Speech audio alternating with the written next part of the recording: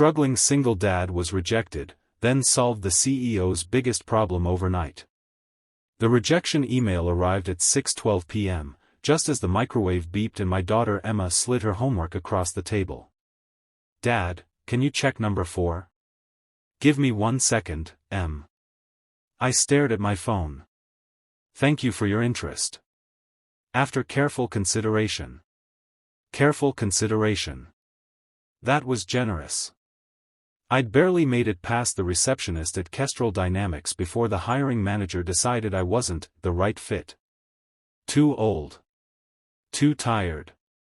Too single dad with a gap-filled resume. I deleted the email and smiled at Emma. "Okay. Number 4. She grinned, missing a tooth, pencil smudges on her cheek. The reason I kept going. That night, after she fell asleep on the couch with her math book on her chest, I opened my laptop. Not to job hunt. I didn't have the energy for another polite no.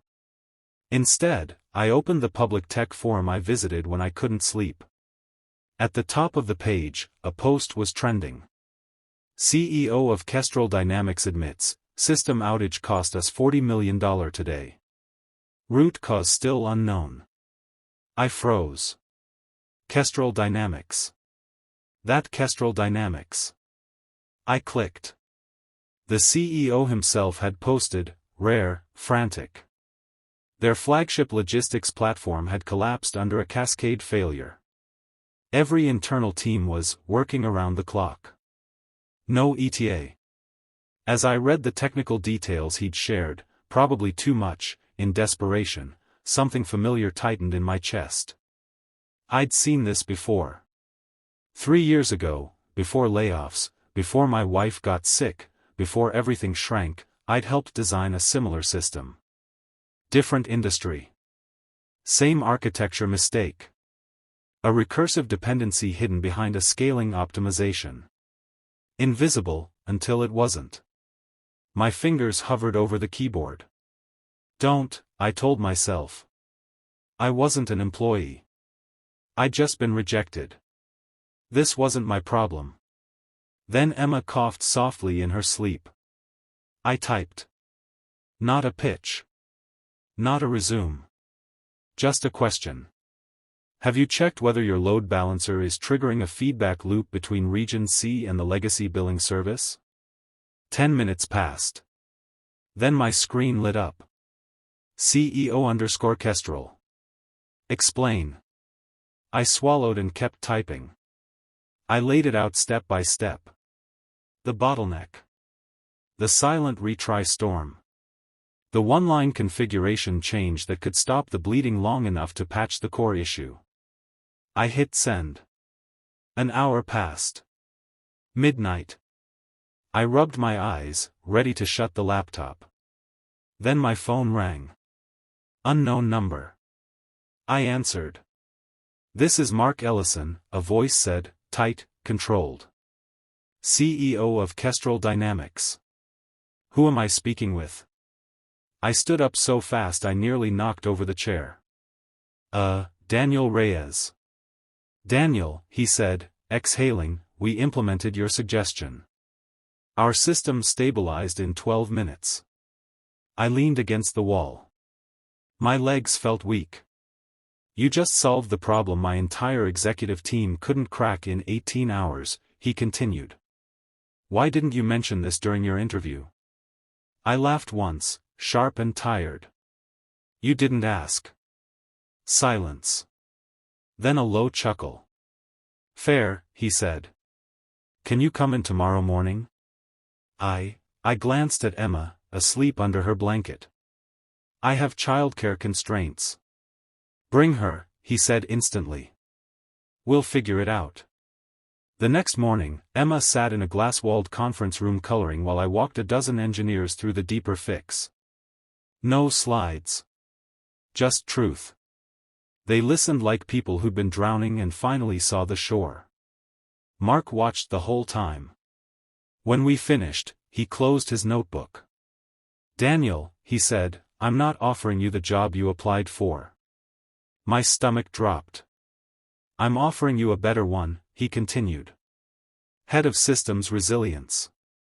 Full remote. Flexible hours. And, he glanced at Emma, now waving at him through the glass, family first policy, starting with you. I couldn't speak. He extended his hand. Sometimes the best people don't interview well. They just show up when it matters. That night, back home, Emma asked, "Did we win, Dad?" I smiled, pulling her into a hug. Yeah, Em. We did.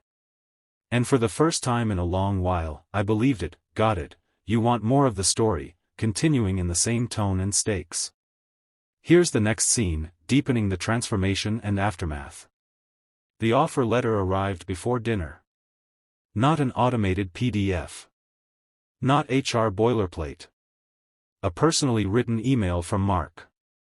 Daniel, I've been thinking about what happened last night. People like you don't fail because they lack talent. They fail because systems don't know how to recognize quiet competence. I intend to change that, starting with you. I read it twice. Then a third time, slower, like it might disappear if I blinked. Emma leaned over my shoulder. Is that a yes email or a no email? I smiled.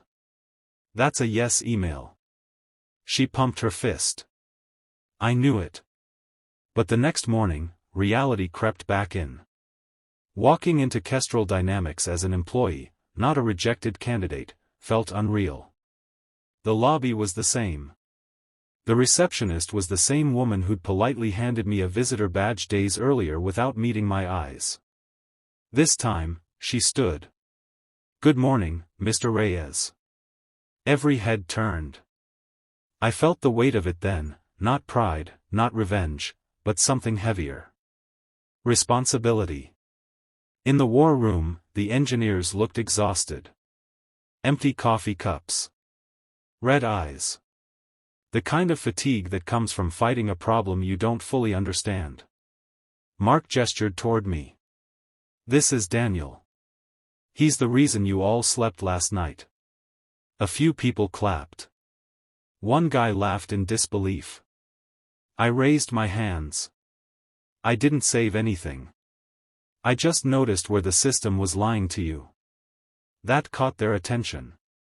For the next 2 hours, we didn't talk about code. We talked about assumptions. Where metrics lied.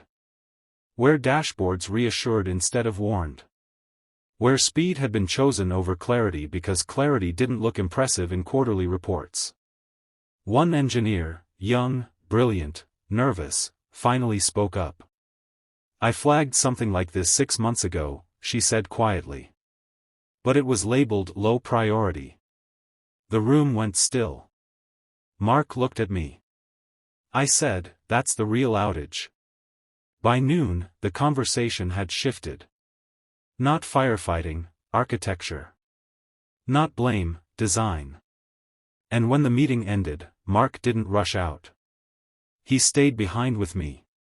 You know, he said, when we rejected you, the hiring manager wrote that you lacked executive presence.